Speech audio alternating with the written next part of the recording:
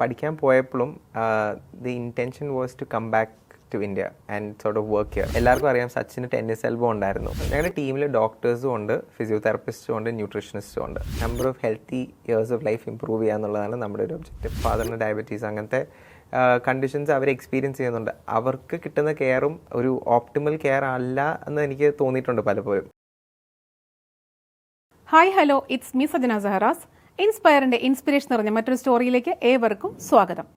പക്ഷേ ഒരു non surgical ആയിട്ടുള്ള അല്ലെങ്കിൽ സൈഡ് എഫക്റ്റ് ഒന്നുമില്ലാത്ത ഒരു ട്രീറ്റ്മെന്റ് നമുക്ക് പ്രൊവൈഡ് ചെയ്യുകയാണെങ്കിലോ, അല്ലെങ്കിൽ ആ ട്രീറ്റ്മെന്റ് കഴിഞ്ഞ ശേഷം അല്ലെങ്കിൽ സർജറി കഴിഞ്ഞ ശേഷം എങ്ങനെ നമ്മുടെ ലൈഫ് സ്റ്റൈൽ മുന്നോട്ട് കൊണ്ടുപോകണം, അല്ലെങ്കിൽ ആ ഒരു ട്രീറ്റ്മെന്റ് സംഭവിച്ചിട്ടുള്ള ആ ഒരു അസുഖത്തിലേക്ക് എത്താതിരിക്കാൻ നമ്മൾ എന്തൊക്കെ ചെയ്യണം, ഇതെല്ലാം പറഞ്ഞു തരാൻ അല്ലെങ്കിൽ ടെക്നിക്സ് നമുക്ക് ഷെയർ ചെയ്യാൻ ഒരു സംവിധാനമുണ്ടെങ്കിലോ, അതാണ് മന ഹെൽത്ത്.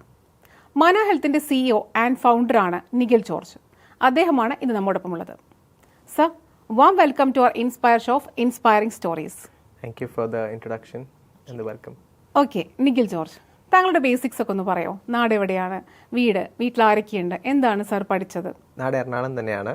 ഞാൻ എൻജിനീയറിംഗ് ആണ് അണ്ടർ ഗ്രാജുവേറ്റ് പഠിച്ചത്. അത് കഴിഞ്ഞിട്ട് ഞാൻ US പോയി മാസ്റ്റേഴ്സാണ് ചെയ്തത്. ബിസിനസ് ആൻഡ് പോളിസിയിലായിരുന്നു മാസ്റ്റേഴ്സ് ചെയ്തത്. അത് കഴിഞ്ഞ് ഞാനൊരു 5 വർഷം US വർക്ക് ചെയ്തു, ബോസ്റ്റണിലും ന്യൂയോർക്കിലായിട്ട്. അത് കഴിഞ്ഞ് തിരിച്ച് നാട്ടിലേക്ക് വന്നിട്ട് തുടങ്ങിയ ഒരു ബിസിനസ്സാണ് മാന ഹെൽത്ത്. എങ്ങനെയാണ് മാന ഹെൽത്ത് എന്ന സംരംഭത്തിലേക്ക് എത്തിയത്? മാന എന്ന് പറഞ്ഞ concept it's primarily focused on physical medicine rehabilitation. അപ്പം ഞാൻ US വർക്ക് ചെയ്ത സമയത്താണെങ്കിലും ഞങ്ങൾ കുറേ പ്രോജക്ട്സ് ചെയ്യുമായിരുന്നു. എന്ന് പറഞ്ഞാൽ ഞാനൊരു ഹെൽത്ത് കെയർ കൺസൾട്ടൻ്റ് ആയിട്ടാണ് വർക്ക് ചെയ്തിരുന്നത് US. അപ്പോൾ ആ പ്രോജക്ട്സിൽ ഫിസിക്കൽ മെഡിസിൻ ആൻഡ് റീഹാബിലിറ്റേഷൻ സ്പേസിൽ ഒരു അൺമെറ്റ് നീഡ് ഉണ്ട് എന്നുള്ളത് നമ്മൾ പല പ്രോജക്ട്സിലും ഐഡൻറ്റിഫൈ ചെയ്തത്. അത് US ഉണ്ട്, ലോകത്തുള്ള ഓൾമോസ്റ്റ് എല്ലാ മാർക്കറ്റ്സിലും ഉള്ള ഒരു നീഡാണ്.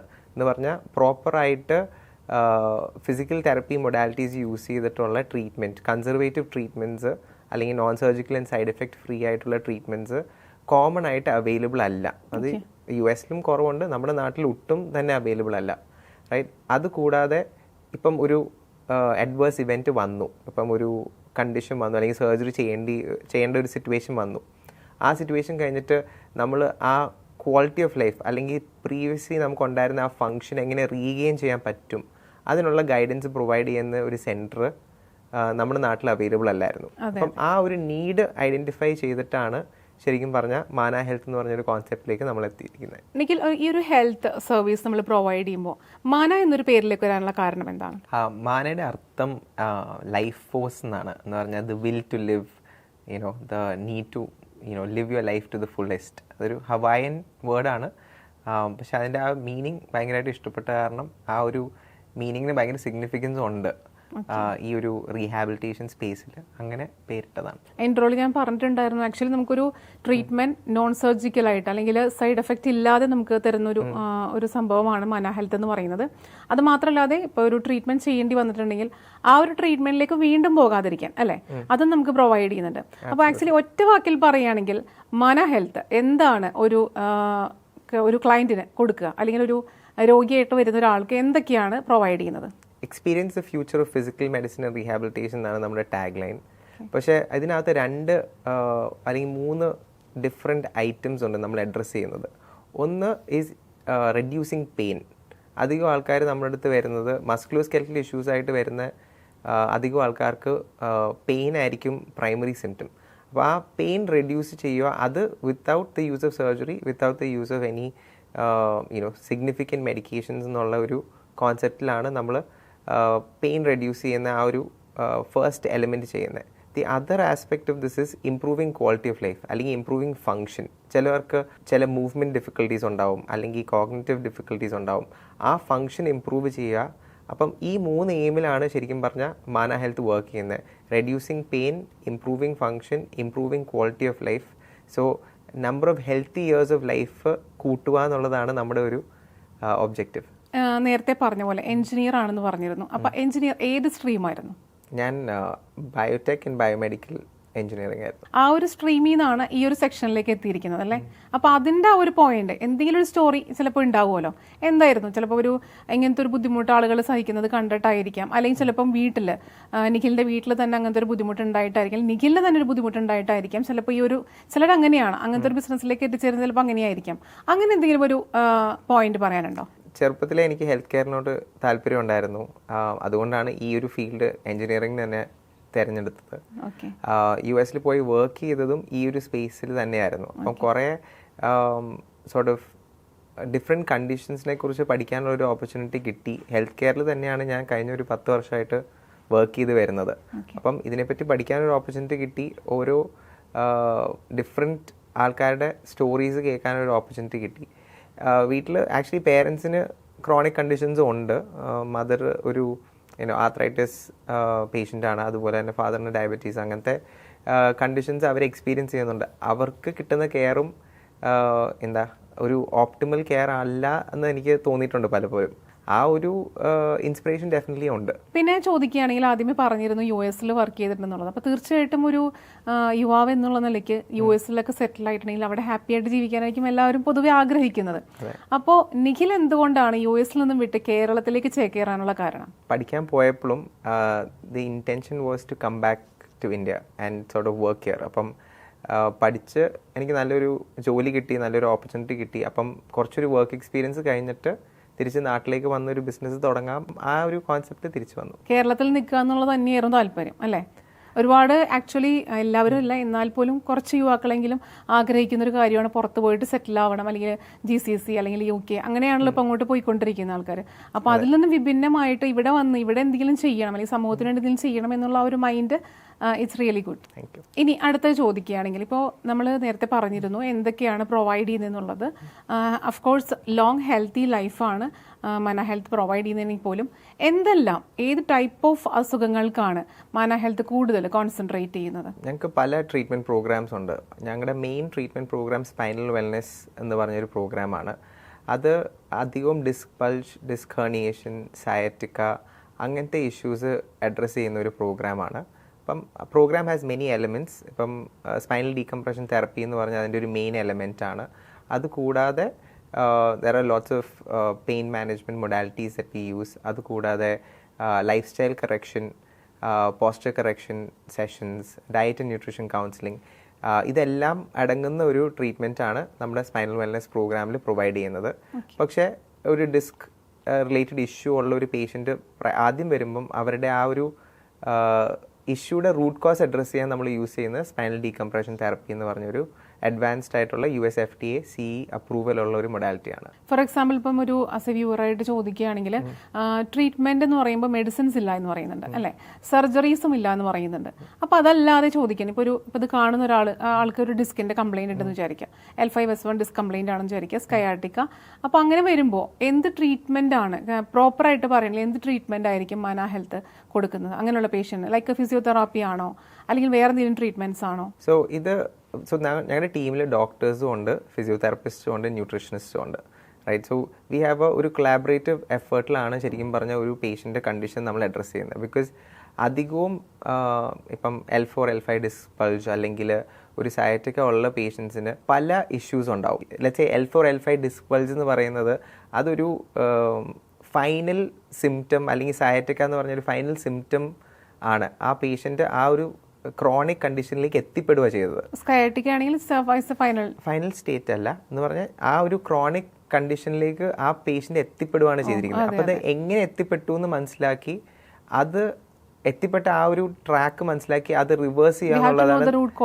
U have to address the root cause of that issue. അപ്പം ഇതിൽ മൾട്ടിപ്പിൾ ഫാക്ടേഴ്സ് ഉണ്ട്. ചിലപ്പം അവരുടെ ന്യൂട്രീഷൻ, അല്ലെങ്കിൽ ചിലപ്പോൾ വൈറ്റമിൻ D ഡെഫിഷ്യൻസി ആവാം, കാൽഷ്യം ഡെഫിഷ്യൻസി ആവാം. ന്യൂട്രീഷൻ റിലേറ്റഡ് കുറച്ച് ഫാക്ടേഴ്സ് ഉണ്ടാവും. ചിലപ്പം പോസ്ചർ റിലേറ്റഡ് ആയിട്ടുള്ള, അല്ലെങ്കിൽ അവരുടെ എർഗനോമിക്സ് എന്ന് പറഞ്ഞാൽ അവർ ഓരോ കാര്യങ്ങൾ ചെയ്യുന്നതിൽ ബുദ്ധിമുട്ടുകൾ അല്ലെങ്കിൽ തെറ്റുകളുണ്ടാവും. ഫോർ എക്സാമ്പിൾ നമ്മളൊരു ഹെവി വെയിറ്റ് ലിഫ്റ്റ് ചെയ്യുന്നത്, ശരിക്കും പറഞ്ഞാൽ നമ്മളൊരു ഹെവി വെയിറ്റ് ലിഫ്റ്റ് ചെയ്യുന്നത് ശരിക്കും പറഞ്ഞാൽ താഴേക്ക് കുനിഞ്ഞ്, അല്ലെങ്കിൽ ഒരു കുട്ടീനെ എടുക്കുമ്പം നമ്മൾ താഴേക്ക് കുനിഞ്ഞ് ചേർത്ത് പിടിച്ചിട്ടാണ് എടുക്കേണ്ടത്. പക്ഷെ അധികം ആൾക്കാർ വെറുതെ കുനിഞ്ഞിട്ട് കുട്ടീനെ എടുക്കും. അപ്പം അതൊരു എററാണ് ഇൻ ടേംസ് ഓഫ് എർഗനോമിക്സ്.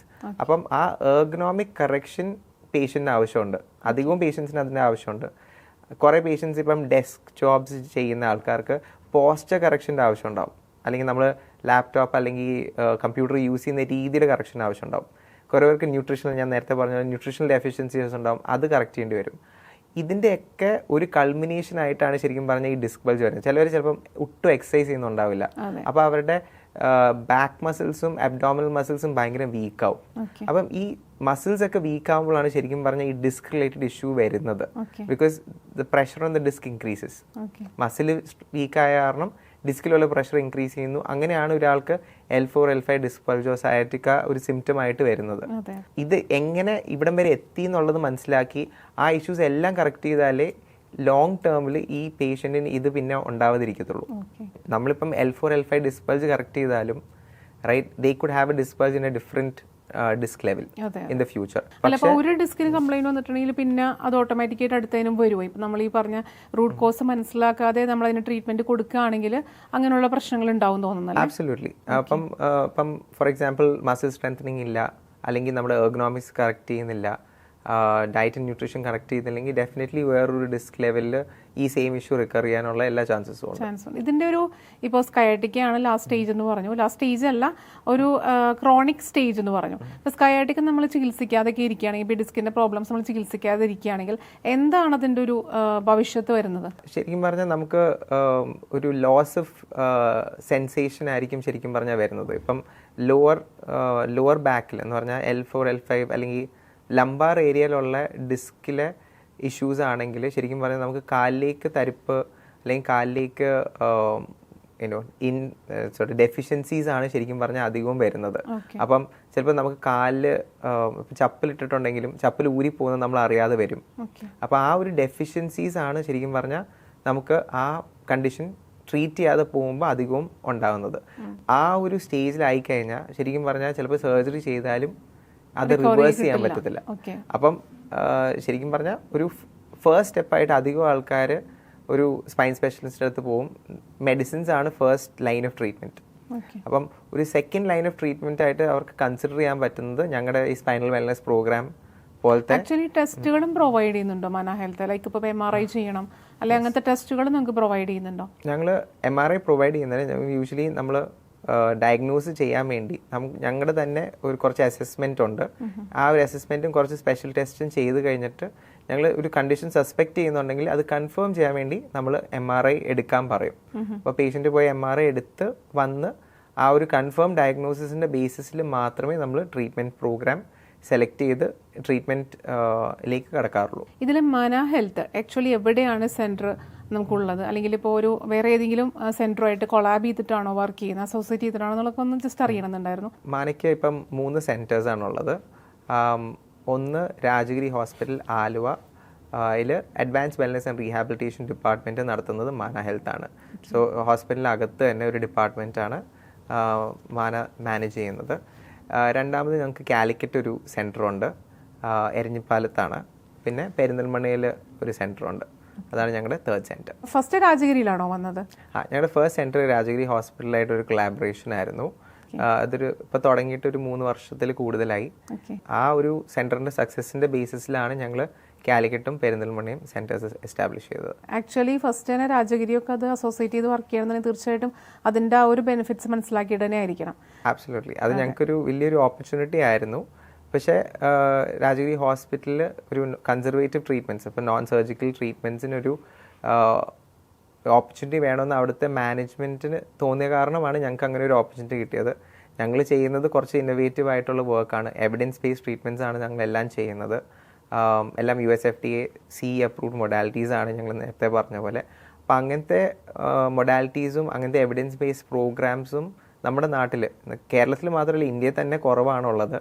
അപ്പം അങ്ങനെ ഒരു പ്രോഗ്രാം ഇൻട്രൊഡ്യൂസ് ചെയ്യാം എന്ന് പറഞ്ഞപ്പം അവർക്കും താല്പര്യമായിരുന്നു. So we thought it was a great opportunity. ഞാനും ആക്ച്വലി ഇങ്ങനെ കേട്ടേക്കുന്നത് വളരെ കുറവാണ്. ഇപ്പം നമ്മൾ ലൈഫ് സ്റ്റൈലായിട്ടുള്ള ഒരു മാനേജ്മെന്റ് അല്ലെങ്കിൽ അങ്ങനത്തെ ഒരു ട്രീറ്റ്മെന്റ്സ് പറയുമ്പോൾ നമ്മൾ ആയുർവേദത്തിലൊക്കെ നമ്മൾ അങ്ങനെ കേട്ടിട്ടുണ്ട് പലതും. പക്ഷേ ഇങ്ങനത്തെ ഒരു ഇതിൽ ഈ ഒരു ടൈപ്പ് ട്രീറ്റ്മെന്റ്, അതായത് non surgical and side effect ഒന്നും ഇല്ലാത്തൊരു ട്രീറ്റ്മെന്റ്സ് ഒക്കെ നമ്മൾ അധികം കേട്ടിട്ടില്ല. അപ്പോൾ അത് നമുക്ക് പ്രൊവൈഡ് ചെയ്യുന്നുണ്ടല്ലേ? അതിൻ്റെ ഇടയിൽ വേറെ ഒന്ന് ചോദിക്കാനുള്ള ലേഡി എനിക്ക് ചോദിക്കാനുള്ളത്, ഇപ്പം ഡെലിവറി കഴിഞ്ഞ ശേഷമുള്ള ഒരുപാട് ഇഷ്യൂസ് നമുക്ക് വരാറുണ്ട്. അതിലൊന്നാണ് യൂറിൻ നമുക്ക് കൺട്രോൾ ചെയ്യാൻ പറ്റാത്തൊരു ഇഷ്യൂസ് ചിലപ്പം ലേഡീസിന് വരാറുണ്ട് ആഫ്റ്റർ ഡെലിവറി. അപ്പോൾ അതിന് എന്തൊക്കെ ട്രീറ്റ്മെൻറ്റ്സ് അല്ലെങ്കിൽ എന്താണ് മന ഹെൽത്ത് പ്രൊവൈഡ് ചെയ്യുന്നത്? ഞങ്ങൾ റീസെൻ്റ്ലി ഒരു pelvic floor strengthening program launch ചെയ്തിട്ടുണ്ടായിരുന്നു. ബേസിക്കലി അത് ഒരു high intensity focused electro magnetic chair ആണ് അതിൻ്റെ ഒരു ട്രീറ്റ്മെൻറ്റ് മൊഡാലിറ്റി. ആഫ്റ്റർ പ്രഗ്നൻസി അധികം ആൾക്കാർക്ക് പെൽവിക് ഫ്ലോറിന് വീക്ക്നെസ് വരും. അപ്പം നമ്മൾ ചുമയ്ക്കുമ്പോഴോ കുനിയുമ്പോഴോ ചാടുമ്പോഴോ കുറച്ച് മൂത്രം പോകുന്ന പോലെ ഒരു ഫീലിംഗ്, അത് മൂത്രം പോകുന്ന ഒരു ഡിഫിക്കൽട്ടി അധികം ലേഡീസിന് വരാറുണ്ട്. അപ്പം അതിന് പെൽവിക് ഫ്ലോ സ്ട്രെങ്തനിങ് ആണ് പ്രൈമറിലി ചെയ്യേണ്ടത്. കീഗൽ എക്സസൈസ് ചെയ്യണം എന്നാണ് ആൾക്കാർ പറയുന്നത്. അപ്പം ഈ പെൽവിക് ഫ്ലോ സ്ട്രെങ്തനിങ് ചെയറിൽ ഒരു 30 minutes ഇരിക്കുവാണെങ്കിൽ ഇത് ഒരു 11,000 കീഗൽ എക്സസൈസസ് ചെയ്യുന്നതിന് ഇക്വാലൻ്റ് ആണ്. അപ്പം ഓൾമോസ്റ്റ് ഒരു 6 sessions ഓഫ് ഈ ഒരു ട്രീറ്റ്മെൻറ്റ് ചെയ്ത് കഴിയുമ്പം പെൽവിക് ഫ്ലോറിന് നല്ലൊരു സ്ട്രെങ്തനിങ് നമുക്ക് പ്രൊവൈഡ് ചെയ്യാൻ പറ്റും. അതിൻ്റെ കൂടെ തന്നെ എക്സസൈസും കുറച്ച് ലൈഫ് സ്റ്റൈൽ ഗൈഡൻസും കൂടെ ചെയ്യുവാണെങ്കിൽ ഈ ഒരു ഇഷ്യൂ ഓൾമോസ്റ്റ് നല്ല രീതിയിൽ റിസോൾവ് ചെയ്യാൻ പറ്റും. ഒരുപാട് ലേഡീസ് പറയാൻ പറ്റാത്ത ഒരു ഇഷ്യൂ ആണ്, കാരണം അത് മാറ്റിയെടുക്കാനും കുറച്ച് ബുദ്ധിമുട്ടാണ്. ആക്ച്വലി ഇങ്ങനത്തെ ഒരു സംഭവം അതിലുണ്ടെന്നുണ്ടെങ്കിൽ തീർച്ചയായിട്ടും അത് ഭയങ്കരമായിട്ട് ബെനിഫിറ്റ് ആയിക്കോളൂ. എന്താ ചെയറിന്റെ പേരൊന്നും കൂടെ പറയാമോ? അതൊരു പെൽവിക് ഫ്ലോ സ്ട്രെങ്തനിങ് ചെയർ ആണ്. അതിന്റെ treatment is high intensity focused electro magnetic therapy. അത് ബേസിക്കലി ഒരു ഇലക്ട്രോ മാഗ്നറ്റിക് സ്റ്റിമുലേഷൻ ആണ്. അത് മസിൽ കോൺട്രാക്ഷൻ കോസ് ചെയ്യും. അപ്പം ആ മസിൽ കോൺട്രാക്ട് ചെയ്ത് റിലാക്സ് ചെയ്ത് വരുമ്പം ആ മസിലിന് സ്ട്രെങ്തനിങ് വരും. നമ്മൾ ജിമ്മിൽ പോയി കുറച്ച് വെയിറ്റ് എടുക്കുമ്പം എക്സസൈസ് മൂവ്മെന്റ് വെച്ചിട്ടാണല്ലോ സ്ട്രെങ്തനിങ് ഉണ്ടാവുന്നത്. ആ സെയിം രീതിയിൽ പെൽവിക് ഫ്ലോർ മസിൽ സ്ട്രെങ്തൻ ചെയ്യാനുള്ള ഒരു മൊഡാലിറ്റി ആണിത്.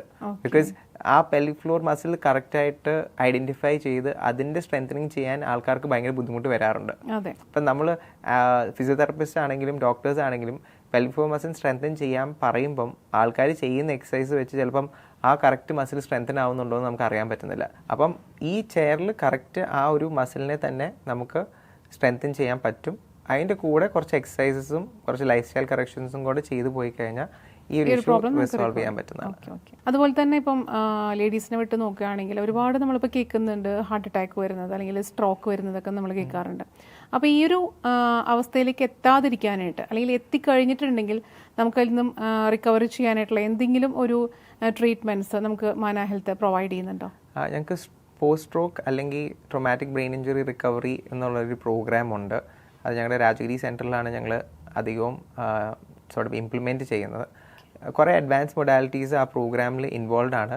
പക്ഷേ അതിൻ്റെ ഞാൻ നേരത്തെ പറഞ്ഞ പോലെ improving function is or improving quality of life is 2 things that മാന ഫോക്കസസ് ഓൺ. അപ്പം ആ അധികം സ്ട്രോക്ക് കഴിഞ്ഞിട്ട് ആൾക്കാർക്ക് ഏതെങ്കിലും ഒരു ഫങ്ഷണൽ ഡിഫിക്കൽട്ടി ആയിരിക്കും ഉണ്ടാകുന്നത്. ചിലപ്പം അവർക്ക് ഹാൻഡ് ഫങ്ഷൻ ഡിഫിക്കൽട്ടി ഉണ്ടാവാം, ചിലപ്പം ഗേറ്റിൻ്റെ ഡിഫിക്കൽട്ടി അല്ലെങ്കിൽ നടക്കാനുള്ള ബുദ്ധിമുട്ടുണ്ടാവാം, റൈറ്റ്. ചിലവർക്ക് കോഗ്നിറ്റീവ് ഡിഫിക്കൽട്ടി അല്ലെങ്കിൽ ഡെഫിസിറ്റ്സ് ഉണ്ടാവാം സ്ട്രോക്ക് കഴിഞ്ഞിട്ട്, റൈറ്റ്. അല്ലെങ്കിൽ അത് മെമ്മറി റിലേറ്റഡ് ആവാം, അല്ലെങ്കിൽ ഒരു സീക്വൻസിൽ കാര്യങ്ങൾ ചെയ്യുന്നതാവാം. ഈ തരം ഡിഫിക്കൽട്ടീസ് ആണ് ശരിക്കും പറഞ്ഞാൽ അല്ലെങ്കിൽ സ്ട്രോക്ക് അല്ലെങ്കിൽ ട്രോമാറ്റിക് ബ്രെയിൻ ഇഞ്ചുറി കഴിഞ്ഞിട്ട് പേഷ്യൻസിന് ഉണ്ടാവുന്നത്.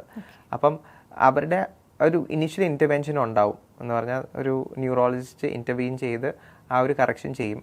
അത് കഴിഞ്ഞിട്ടാണ് റീഹാബിലിറ്റേഷൻ ഫേസിലേക്ക് ആൾക്കാർ വരുന്നത്. അപ്പോൾ ആ റീഹാബിലിറ്റേഷൻ ഫേസിൽ ഒരു ഗോൾ ഓറിയൻറ്റഡ് അപ്രോച്ച് ഭയങ്കര ക്രിട്ടിക്കലാണ്. അപ്പോൾ ആ ഒരു ഗോൾ ഓറിയൻറ്റഡ് അപ്രോച്ചാണ് മാന ആ സ്ട്രോക്ക് റീഹാബിലിറ്റേഷനും അല്ലെങ്കിൽ ട്രോമാറ്റിക് ബ്രെയിൻ ഇഞ്ചുറി റീഹാബിലിറ്റേഷനും പ്രൊവൈഡ് ചെയ്യുന്നത്. അപ്പം thus advanced modalities like hyperbaric oxygen therapy, right.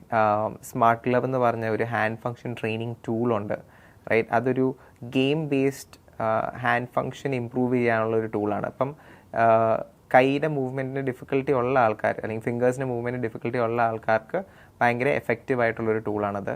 പിന്നെ ഗേറ്റ് റീഹാബിലിറ്റേഷൻ ഞങ്ങൾ പ്രൊവൈഡ് ചെയ്യുന്നുണ്ട്, കോഗ്നിറ്റീവ് റീഹാബിലിറ്റേഷൻ. അപ്പം മെമ്മറി റിലേറ്റഡ് ഇഷ്യൂസ് ഉള്ള ആൾക്കാർക്ക് അല്ലെങ്കിൽ സീക്വൻസിൽ കാര്യങ്ങൾ ഓർത്ത് വെക്കാൻ ബുദ്ധിമുട്ടുള്ള ആൾക്കാർക്ക്. ഈ കോഗ്നിറ്റീവ് എന്ന് പറയുമ്പോൾ ആക്ച്വലി അതാണോ വരുന്നത്? ഫോർ എക്സാമ്പിൾ പറയുകയാണെങ്കിൽ യെസ്, കോഗ്നിറ്റീവിൽ ആ ഒരു 3-4 ഫങ്ഷൻസ് വരുന്നുണ്ട്.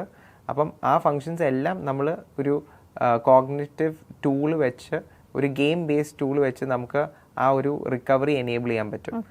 ഇത് തന്നെ ശരിക്കും പറഞ്ഞാൽ ഈ ഡിമെൻഷ്യ ഉള്ള പേഷ്യൻസ്, അപ്പം വാസ്കുലർ ഡിമെൻഷ്യ ആവാം, അല്ലെങ്കിൽ ആൽസൈമേഴ്സ് റിലേറ്റഡ് ഡിമെൻഷ്യ ആവാം, അല്ലെങ്കിൽ പാർക്കിൻസൺസ്, അങ്ങനത്തെ ന്യൂറോ ഡീജനറേറ്റീവ് കണ്ടീഷൻസ് ഉള്ള പേഷ്യൻസിനും ഈ കോഗ്നിറ്റീവ് റീഹാബിലിറ്റേഷൻ ടൂൾസ് ഭയങ്കര ഹെൽപ്ഫുൾ ആണ്.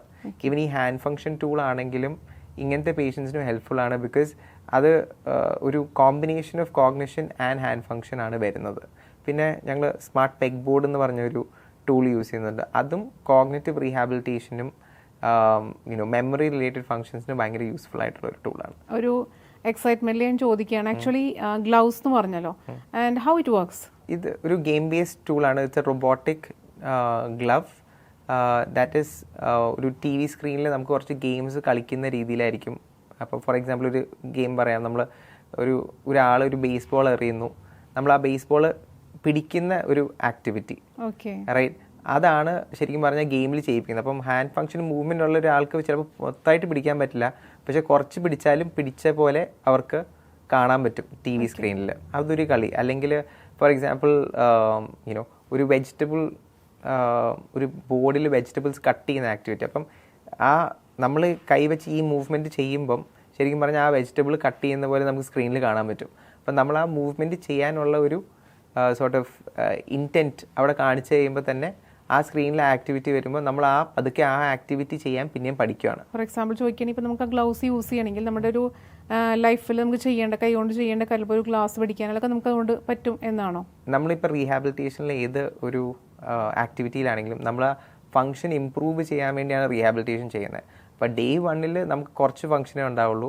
Hopefully by day 20 or day 30 നമ്മുടെ ആ ഫങ്ഷൻ നല്ല രീതിയിൽ ഇമ്പ്രൂവ് ചെയ്യും. അപ്പം നമ്മുടെ ഗോൾ ചിലപ്പം പറഞ്ഞ പോലെ ആയിരിക്കും, വിച്ച് ഇസ് ആ ഗ്ലാസ് പിടിക്കുക എന്നുള്ളതായിരിക്കും നമ്മുടെ goal. Gradually we can get to that point. അപ്പം ഇപ്പോൾ സ്ട്രോക്ക് കഴിഞ്ഞിട്ടുള്ള ഒരു പേഷ്യൻറ്റിന് ശരിക്കും പറഞ്ഞാൽ ഫുൾ ഫങ്ഷൻ എത്തിച്ചു കൊടുക്കുക എന്നുള്ളതാണ് നമ്മുടെ എപ്പോഴും റീഹാബിലിറ്റേഷനിൽ കൂടെയുള്ള നമ്മുടെ ഗോൾ. പക്ഷേ that my take time in based on the patient. Mostly നമ്മൾ റീഹാബിലിറ്റേഷൻ ആണ് ഇതിൽ ഉദ്ദേശിക്കുന്നത്, മെന്റൽ ഹെൽത്ത് പ്രൊവൈഡ് ചെയ്യുന്നത് അല്ലേ? ഇത്രയും വലിയൊരു സംരംഭം കൊണ്ടുപോകുമ്പോൾ തീർച്ചയായിട്ടും കൂടെ ഒരു ടീം ഉണ്ടാവും അല്ലേ? ആ ടീമിന്റെ ഒപ്പം ആരൊക്കെയാണുള്ളത്, അല്ലെങ്കിൽ ടീമിൽ എത്ര പേരുണ്ട് എന്ന് പറയാമോ? ഞങ്ങൾക്ക് 25 മെമ്പേഴ്സ് ഉണ്ട് നമ്മുടെ ടീമിൽ. ഓൾമോസ്റ്റ് ക്ലിനിക്കൽ സൈഡ് അല്ലെങ്കിൽ medical team comprises of doctors and physiotherapist and nutritionist. ഞാൻ നേരത്തെ പറഞ്ഞ പോലെ ഡയറ്റ് ആൻഡ് ന്യൂട്രീഷൻ കൗൺസിലേഴ്സും ഉണ്ട്, ഫിസിയോതെറാപ്പിസ്റ്റും ഉണ്ട്, ഡോക്ടേഴ്സും ഉണ്ട്. അപ്പം ഞങ്ങൾക്ക് 3 ക്ലിനിക്കുണ്ട്. 3 ക്ലിനിക്കിലും ശരിക്കും പറഞ്ഞാൽ ഈ സോർട്ട് ഓഫ് പ്രൊഫഷൻസ് പ്രാക്ടീസ് ചെയ്യുന്ന ടീം മെമ്പേഴ്സും ഉണ്ട് നമുക്ക്, along with receptionist and counsellor, right? അതുകൂടാതെ ഞങ്ങളുടെ കോർപ്പറേറ്റ് ഓഫീസ് അല്ലെങ്കിൽ സോർട്ട് ഓഫ് ഓപ്പറേഷൻ സൈഡിൽ ഞങ്ങൾക്ക് ഓപ്പറേഷൻസ് ഹാൻഡിൽ ചെയ്യുന്ന ഒരു ടീമുണ്ട്, മാർക്കറ്റിംഗ് ഹാൻഡിൽ ചെയ്യുന്ന ഒരു ടീമുണ്ട്, കസ്റ്റമർ സർവീസ് ഹാൻഡിൽ ചെയ്യുന്ന ഒരു ടീമുണ്ട്, അക്കൗണ്ട്സിൻ്റെ ടീമുണ്ട്. ഇവരെല്ലാവരും കൂടെ കൂടിയിട്ടാണ് നമ്മൾ ഈ ഒരു ഓർഗനൈസേഷൻ മുമ്പോട്ട് കൊണ്ടുപോകുന്നത്. അപ്പം എറണാകുളത്തും രാജഗിരി, പെരിന്തൽമണ്ണ, കോഴിക്കോട് ഇവിടെയൊക്കെ അല്ലാതെ ഉള്ള ആളുകൾക്ക് ചിലപ്പം ഈ ഒരു ട്രീറ്റ്മെന്റിനെ കുറിച്ച് അറിയാനും അല്ലെങ്കിൽ ട്രീറ്റ്മെന്റ് എടുക്കുന്നതൊക്കെ താല്പര്യമുണ്ടാവും. അപ്പോൾ അങ്ങനെയുള്ളവർക്ക് ഓൺലൈൻ സർവീസ് പ്രൊവൈഡ് ചെയ്യുന്നുണ്ടോ? ഞങ്ങൾക്ക് ഓൺലൈൻ കൺസൾട്ടേഷൻസ് ഞങ്ങൾക്ക് കുറച്ച് ചെയ്യാൻ പറ്റും. പക്ഷേ അധികവും കണ്ടീഷൻസിന് ഞങ്ങൾക്കൊരു ഫിസിക്കൽ അസസ്മെൻ്റ് ഇല്ലാതെ ഒരു ആക്യുറേറ്റ് ഡയഗ്നോസിസിലേക്ക് എത്താൻ പറ്റില്ല. അപ്പം ആ ദൂരെയുള്ള പേഷ്യൻസിൻ്റെ അടുത്ത് ഞങ്ങളുടെ ഏതെങ്കിലും ഒരു ക്ലിനിക്ക് വിസിറ്റ് ചെയ്തിട്ട് അവിടുത്തെ ഫിസിക്കൽ അസസ്മെൻറ്റിൻ്റെ ബേസിസിൽ ഒരു ഡയഗ്നോസിസിലേക്ക് എത്തിക്കഴിയുമ്പോൾ പിന്നെ ട്രീറ്റ്മെൻറ്റ് പ്ലാൻസ് സോർട്ട് ഓഫ് പറയാമെന്നാണ് പറയുന്നത്. അപ്പോൾ ആ ഒരു ഡയഗ്നോസിസിൻ്റെ ബേസിലാണ് നമ്മൾ ട്രീറ്റ്മെൻറ്റ് പ്ലാൻ പറയുന്നത്. ചിലപ്പോൾ ട്രീറ്റ്മെൻറ്റ് പ്ലാൻ ഒരാഴ്ചത്തെ ട്രീറ്റ്മെൻറ്റ് പ്ലാൻ ആയിരിക്കും, ചിലപ്പോൾ അത് 1.5 മാസത്തെ ട്രീറ്റ്മെൻറ്റ് അല്ലെങ്കിൽ 2 മാസത്തെ ട്രീറ്റ്മെൻറ്റ് ആവാം. അത് it all depends on the condition and the diagnosis. Actually 3 years ആയില്ലേ ഇത് നമ്മൾ സ്റ്റാർട്ട് ചെയ്തിട്ടല്ലേ? അപ്പോൾ എത്രത്തോളം പേഷ്യൻസ് നമുക്ക് ഇതിൽ ഈ ഒരു സർവീസ് അവരെടുത്തിട്ടുണ്ടാവും? 1000-ൽ കൂടുതൽ പേഷ്യൻസിനെ നമ്മൾ ഓരോ സെന്ററിലും ചിലപ്പോൾ ഹാൻഡിൽ ചെയ്തിട്ടുണ്ടാവും. So we've had lot of centres, lot of people come through ആ സെന്റേഴ്സ്. ഞങ്ങളുടെ patient satisfaction numbers are very good. അപ്പം ആ ഒരു ബേസിസിലാണ് ഞങ്ങൾ അഡീഷണൽ സെന്റേഴ്സ് ഒക്കെ എസ്റ്റാബ്ലിഷ് ചെയ്തിരിക്കുന്നത്. നിഖിൽ, ഒരുപാട് ഇഞ്ചുറീസ് വന്നിട്ട് ഉള്ള ട്രീറ്റ്മെന്റ്സ് ചിലപ്പോൾ കൊടുത്തിട്ടുണ്ടാവും. അപ്പം ആ ഇഞ്ചുറീസ് വരുന്ന ആൾക്ക് എന്ത് സർവീസാണ് പ്രൊവൈഡ് ചെയ്യുന്നത് മെന്റൽ ഹെൽത്ത്? ഞങ്ങൾ മസ്കുലോസ്കെലറ്റൽ ഒരു റീഹാബിലിറ്റേഷൻ പ്രോഗ്രാം ചെയ്യുന്നുണ്ട്. അതിൻ്റെ കൂടെ സ്പോർട്സ് ഇഞ്ചുറി റിക്കവറിക്കുള്ള പ്രോഗ്രാംസും ഉണ്ട്. അപ്പം മസ്കുലോസ്കെലറ്റൽ ഇഷ്യൂസ് ശരിക്കും പറഞ്ഞാൽ എല്ലാവർക്കും വരുന്ന ഇഷ്യൂസാണ്. വീട്ടമ്മമാർ തൊട്ട് പ്ലംബേഴ്സ്, സ്പോർട്സ്മെൻ എല്ലാവർക്കും വരുന്ന ഇഷ്യൂസാണ്. ഇപ്പം എല്ലാവർക്കും അറിയാം സച്ചിന് ടെന്നീസ് എൽബോ ഉണ്ടായിരുന്നു. അപ്പോൾ ടെന്നീസ് എൽബോ ശരിക്കും പറഞ്ഞാൽ ഏറ്റവും കൂടുതൽ കണ്ടുവരുന്നത് പ്ലംബേഴ്സിലും ഇലക്ട്രീഷ്യൻസിലുമാണ്. ബിക്കോസ് റിപ്പീറ്റഡ് മൂവ്മെൻറ്റ്സ് വരുമ്പോഴാണ് ശരിക്കും പറഞ്ഞാൽ ആ ഒരു ഇഷ്യൂ വരുന്നത്. സച്ചിനാകുമ്പോൾ repeated movement batting related movement ആയിരുന്നു. പക്ഷേ ശരിക്കും പറഞ്ഞാൽ ഒരു പ്ലംബറിന് ചിലപ്പം നെയിലടിക്കുന്ന മൂവ്മെൻ്റ് ആവും. അപ്പോൾ ആ ഒരു റിപ്പീറ്റഡ് മൂവ്മെൻറ്റ് കാരണം അങ്ങനത്തെ ഇഷ്യൂസ് വരുന്നത്. അങ്ങനത്തെ ഇഷ്യൂസ് റിസോൾവ് ചെയ്യാനുള്ളൊരു പ്രോഗ്രാമുണ്ട്. അപ്പം extra corporal shock wave therapy എന്ന് പറഞ്ഞൊരു മൊഡാലിറ്റിയാണ് ഞങ്ങൾ യൂസ് ചെയ്യുന്നത്. ക്രയോ തെറപ്പി എന്ന് പറഞ്ഞ വേറൊരു മൊഡാലിറ്റിയും യൂസ് ചെയ്യുന്നുണ്ട്. അതിൻ്റെ കൂടെ ഇതിൻ്റെ റിലേറ്റഡ് ആയിട്ടുള്ള എക്സസൈസസും കാര്യങ്ങളൊക്കെ ഉണ്ടാവും. അപ്പം പ്ലാന്റാർ ഫേസൈറ്റിസ് ഇപ്പം വീട്ടമ്മമാർക്ക് വരുന്ന ഒരു ഇഷ്യൂ ആണ് എന്ന് പറഞ്ഞാൽ രാവിലെ എണീക്കുമ്പം ആദ്യത്തെ ഒരു 3-4 സ്റ്റെപ്പ് വെക്കാനുള്ള ഒരു വേദന, റൈറ്റ്? അതാണ് പ്ലാന്റാർ ഫേസൈറ്റിസ്. കാലിൻ്റെ അടിയിലാണ് ശരിക്കും പറഞ്ഞാൽ നമുക്ക് വേദന വരുന്നത്. നോർമൽ ആൾക്കാർക്ക് വരുന്ന കണ്ടീഷൻസ് ആണ്. വളരെ എളുപ്പത്തിൽ സോൾവ് ചെയ്യാൻ പറ്റുന്ന ഇഷ്യൂസാണ് ഇഫ് ഡയഗ്നോസ്ഡ് കറക്റ്റ്ലി. അപ്പം ഇതിൻ്റെയൊക്കെ കൺസർവേറ്റീവ് ട്രീറ്റ്മെൻറ്റ്സ് എന്ന് പറഞ്ഞാൽ സൈഡ് എഫക്റ്റ് ഒന്നും ഇല്ലാത്ത നോൺ സർജിക്കൽ ആയിട്ടുള്ള ട്രീറ്റ്മെൻറ്റ്സ് നമ്മൾ പ്രൊവൈഡ് ചെയ്യുന്നുണ്ട്. പിന്നെ സ്പോർട്സ് ഇഞ്ചുറീസ്, നേരത്തെ പറഞ്ഞ പോലെ ACL ഡാമേജ് അല്ലെങ്കിൽ rotator cuff injury, shoulder, badminton പ്ലെയേഴ്സിന് വരുന്ന ഷോൾഡറിൻ്റെ ഇഞ്ചുറി, ACL ഡാമേജ് അധികം ഫുട്ബോൾ പ്ലെയേഴ്സിനാണ് വരുന്നത്. ഇതിൻ്റെയൊക്കെ സർജറിക്ക് ഉള്ള സ്റ്റേജ് ആയിരുന്നു എന്ന് പറഞ്ഞൊരു ഫുൾ ടെയർ അല്ലാത്ത കേസസിലൊക്കെ ഞങ്ങൾക്ക് റീഹാബിലിറ്റേഷനിൽ കൂടെ തന്നെ അവരെ തിരിച്ച് ആ ഒരു നോർമൽ ഫംഗ്ഷനിലേക്ക് ചിലപ്പോൾ എത്തിക്കാൻ പറ്റിയെന്ന് വരും. ഇപ്പം അത് പറ്റാത്തൊരു സിറ്റുവേഷനാണ്, സർജറി ചെയ്യേണ്ട ഒരു സിറ്റുവേഷൻ ആണെങ്കിൽ സർജറി കഴിഞ്ഞിട്ടാണെങ്കിലും ഈ പേഷ്യൻസ് റീഹാബിലിറ്റേഷൻ ഇല്ലാതെ ഇവർക്ക് ഫുൾ ഫംഗ്ഷനിലേക്ക് എത്താൻ പറ്റില്ല. അപ്പം ആ ഒരു പോസ്റ്റ് സർജിക്കൽ റീഹാബിലിറ്റേഷൻ നമ്മൾ പ്രൊവൈഡ് ചെയ്യുന്നുണ്ട്. നിഖിൽ, ആക്ച്വലി നമുക്കൊരു അസുഖം വന്നിട്ടുണ്ടെങ്കിൽ തീർച്ചയായിട്ടും നമ്മൾ പോകുന്ന ട്രീറ്റ്മെൻറ്റ്സ് എന്ന് പറഞ്ഞാൽ അലോപ്പതി ഉണ്ടാവും, ആയുർവേദിക് ഉണ്ടാവും, അല്ലെങ്കിൽ ഹോമിയോ, അങ്ങനെയുള്ള ട്രീറ്റ്മെൻറ്റ്സിലേക്കാണ് നമ്മൾ പോവുക. മന ഹെൽത്ത് എന്ത് ടൈപ്പ് ഓഫ് ട്രീറ്റ്മെൻ്റ് ആണ് പ്രൊവൈഡ് ചെയ്യുന്നത്? ഞങ്ങളുടെ ട്രീറ്റ്മെൻറ്റ്സ് എല്ലാം പ്യുവർലി അലോപ്പത്തിക് ട്രീറ്റ്മെൻറ്റ്സ് ആണ്. മീനിങ് എവിഡൻസ് ബേസ്ഡ് ട്രീറ്റ്മെൻറ്റ്സ് ആണ്. എവിഡൻസ് ബേസ്ഡ് ട്രീറ്റ്മെൻറ്റ്സിന് എല്ലാത്തിനും ഒരു റീസെർച്ച് ബാക്കിംഗ് ഉണ്ട്. കുറേ സ്റ്റഡീസ് പബ്ലിഷ് ചെയ്ത് അതിൻ്റെ എഫക്റ്റീവ്നെസ്സും സേഫ്റ്റിയും പ്രൂവൺ ആയിട്ടുള്ള ട്രീറ്റ്മെൻറ്റ്സ് ആണ് ഞങ്ങൾ ഞങ്ങളുടെ സെൻറ്റേഴ്സിൽ പ്രൊവൈഡ് ചെയ്യുന്നത്. ഞങ്ങൾ യൂസ് ചെയ്യുന്ന എല്ലാ മൊഡാലിറ്റീസും US FDA and CE approved ആണ്. ഈ 2 അക്രഡിറ്റേഷൻ കിട്ടണമെങ്കിൽ കുറേ പേപ്പേഴ്സ് പബ്ലിഷ് ചെയ്ത് ആ ട്രീറ്റ്മെൻറ്റിൻ്റെ എഫക്റ്റീവ്നെസ് പ്രൂവ് ചെയ്യണം, അതുപോലെ തന്നെ അതിൻ്റെ സേഫ്റ്റിയും പ്രൂവ് ചെയ്യണം. അപ്പം എഫക്റ്റീവും സേഫും ആയിട്ടുള്ള ട്രീറ്റ്മെൻറ്റ്സ് ആണ് നമ്മൾ മാനയിൽ പ്രൊവൈഡ് ചെയ്യുന്നത്. ഇറ്റ്സ് എവിഡൻസ് ബേസ്ഡ് എന്ന് പറയുമ്പോൾ ഫോർ എക്സാമ്പിൾ ഒരു അസുഖത്തിന് എവിഡൻസ് ബേസ്ഡ് എങ്ങനെയാണ്, അതെങ്ങനെയാണ് നമ്മൾ നോക്കുന്നത്? ഇപ്പം ഫോർ എക്സാമ്പിൾ ഡിസ്ക് ബൾജ് അങ്ങനത്തെ ഒരു ഇഷ്യൂ, റൈറ്റ്? അപ്പോൾ ഡിസ്ക് ബൾജ് ഉള്ള ഒരു 100 അല്ലെങ്കിൽ 1000 പേഷ്യൻസിൽ ഈ ട്രീറ്റ്മെൻറ്റ് ട്രൈ ചെയ്തിട്ടുണ്ടാവും.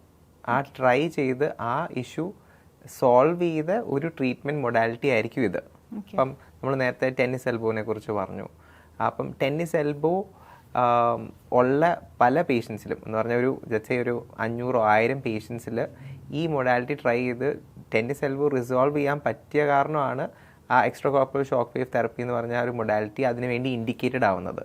അപ്പം അങ്ങനെ ഓരോ കണ്ടീഷനും ഇൻഡിക്കേറ്റഡ് ആയിട്ടുള്ള ട്രീറ്റ്മെന്റ് മൊഡാലിറ്റീസ് ആണ് നമ്മൾ ആ ഒരു കണ്ടീഷനെ യൂസ് ചെയ്യുന്നത്. അതുപോലെ തന്നെ മറ്റൊരു ഇഷ്യൂ ആണ് മുട്ട് തേയ്മാനം എന്നൊക്കെ പറയുന്നത്. തീർച്ചയായിട്ടും ഒരു ഏജ്ഡ് ആയിട്ടുള്ള ആൾക്കാർക്ക് ഒരുപാട് കഷ്ടപ്പെടുന്നുണ്ട് മുട്ട് തേയ്മാനത്തിലൂടെയൊക്കെ. അപ്പം അവർക്ക് എന്ത് സർവീസാണ് മന ഹെൽത്ത് പ്രൊവൈഡ് ചെയ്യുന്നത്?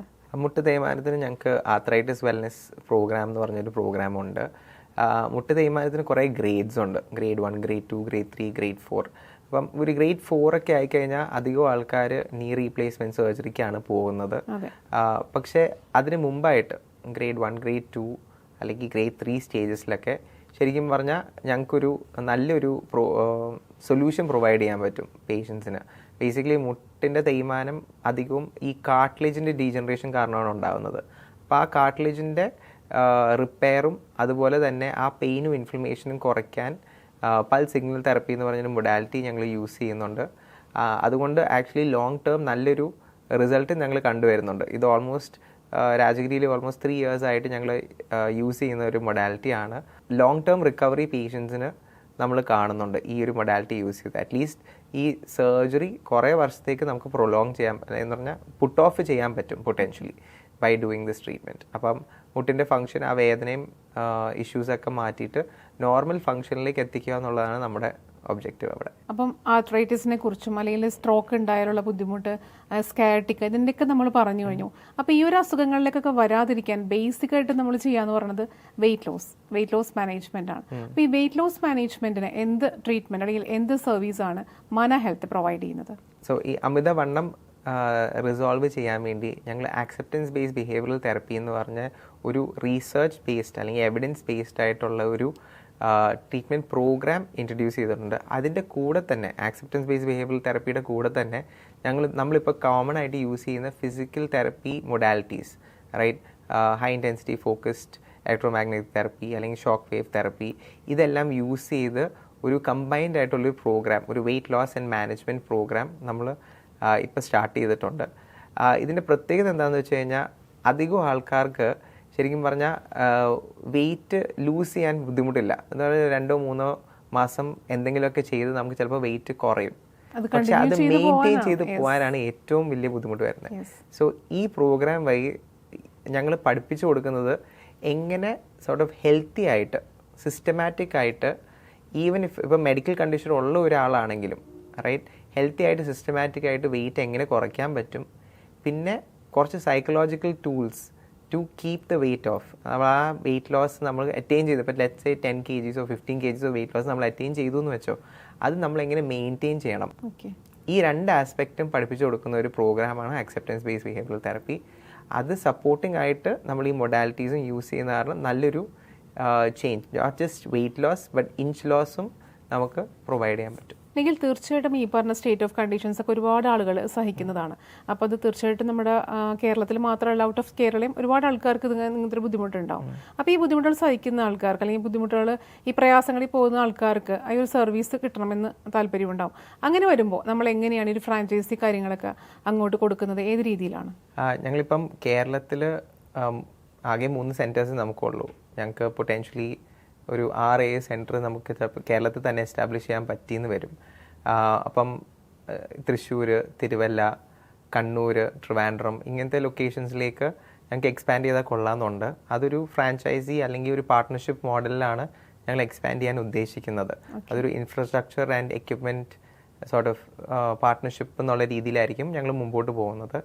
അതുപോലെ തന്നെ കേരളത്തിൻ്റെ പുറത്തേക്ക് ഇപ്പം തമിഴ്നാട്, കർണാടക, ആന്ധ്രാപ്രദേശ്, തെലങ്കാന ഓൾമോസ്റ്റ് എല്ലാ സൗത്ത് ഇന്ത്യൻ സ്റ്റേറ്റ്സിലും ഇങ്ങനത്തെ സെൻറ്റേഴ്സ് എസ്റ്റാബ്ലിഷ് ചെയ്താൽ കൊള്ളാമെന്ന് ഞങ്ങൾക്കുണ്ട്. അപ്പം വേറൊരു സ്റ്റേറ്റിലേക്ക് പോകുമ്പം ആ ഒരു സ്റ്റേറ്റിൽ ലോക്കലായിട്ടുള്ള ഒരു മാസ്റ്റർ ഫ്രാഞ്ചൈസി പാർട്ട്ണർ എന്നുള്ള രീതിയിലായിരിക്കും ഞങ്ങൾ ആ ഒരു എക്സ്പാൻഷൻ പ്ലാൻ ചെയ്യുന്നത്. ആ ഒരു master franchise partner 1-2 centres establish ചെയ്തിട്ട് പിന്നെ സബ് ഫ്രാഞ്ചൈസീസും അല്ലെങ്കിൽ സബ് പാർട്ട്ണർഷിപ്സും ഇതിലേക്ക് പോകാം എന്നുള്ളൊരു ഉദ്ദേശത്തിലാണ് ഞങ്ങളിപ്പോൾ നിൽക്കുന്നത്. ഞങ്ങളുടെ മോഡൽ ശരിക്കും പറഞ്ഞാൽ ഒരു പ്യുവർ ഫ്രാഞ്ചൈസിങ് മോഡലല്ല. ശരിക്കും പറഞ്ഞാൽ ഞങ്ങളുടെ സെൻറ്റേഴ്സ് എല്ലാം ഞങ്ങൾ തന്നെയാണ് ഓപ്പറേറ്റ് ചെയ്യുന്നത്. അപ്പം ഈവൻ ഇഫ് ഇറ്റ് ഇസ് ഒരു ഇൻഫ്രാസ്ട്രക്ചറിലും എക്യുപ്മെൻറ്റിലും ഒരു ഇൻവെസ്റ്റർ ഇൻവെസ്റ്റ് ചെയ്യുവാണെങ്കിലും അതിൻ്റെ ഓപ്പറേഷൻ തന്നെയായിരിക്കും ഹാൻഡിൽ ചെയ്യുന്നത്. ബിക്കോസ് ഹെൽത്ത് കെയർ ആയ കാരണം അങ്ങനത്തെ ഒരു സെൻറ്റർ ശരിക്കും പറഞ്ഞാൽ ഒരു എക്സ്റ്റേണൽ ഇൻവെസ്റ്റർ അല്ലെങ്കിൽ ഒരു മെഡിക്കൽ ഫീൽഡ് ബാക്ക്ഗ്രൗണ്ട് ഇല്ലാത്തൊരു ഇൻവെസ്റ്ററിന് ചിലപ്പോൾ മാനേജ് ചെയ്യാൻ പറ്റിയെന്ന് വരില്ല. ആൻഡ് ഞങ്ങളുടെ ബ്രാൻഡ് നെയിം, ഞങ്ങളുടെ quality of service is associated with ആ ബ്രാൻഡ് നെയിം. അപ്പോൾ ആ ഒരു ബ്രാൻഡ് ക്വാളിറ്റി മെയിൻറ്റെയിൻ ചെയ്യാൻ വേണ്ടി ഞങ്ങൾ തന്നെയായിരിക്കും സെൻറ്റേഴ്സ് ഓപ്പറേറ്റ് ചെയ്യുന്നത്. ഹുവെവർ ഇസ് ഇൻവെസ്റ്റിംഗ് അവരൊരു പാസീവ് ഇൻവെസ്റ്റേഴ്സ് തന്നെയായിരിക്കും in the running of the centre. നമുക്ക് എല്ലാവർക്കും തീർച്ചയായിട്ടും ഒരു ട്രീറ്റ്മെൻറ്റ്, ഒരു ഹോസ്പിറ്റൽ വിസിറ്റ്, ഒരു സർജറി ഒക്കെ എപ്പോഴെങ്കിലും ആവശ്യമായി വന്നിട്ടുണ്ടാവും. പക്ഷേ ആ ഒരു അസുഖം വരുമ്പോൾ ആ ഒരു സർജറിയിലേക്ക് പോകാതെ അല്ലെങ്കിൽ റിസ്ക് ഫ്രീ ആയിട്ടുള്ള ട്രീറ്റ്മെൻറ്റ് നമുക്ക് പ്രൊവൈഡ് ചെയ്യുന്നതാണ് മന ഹെൽത്ത്. സോ ആ മന ഹെൽത്തിൻ്റെ വിശേഷങ്ങളാണ് നിഖിൽ ജോർജുമായിട്ട് നമ്മൾ ഇത്ര നേരം പങ്കുവച്ചത്.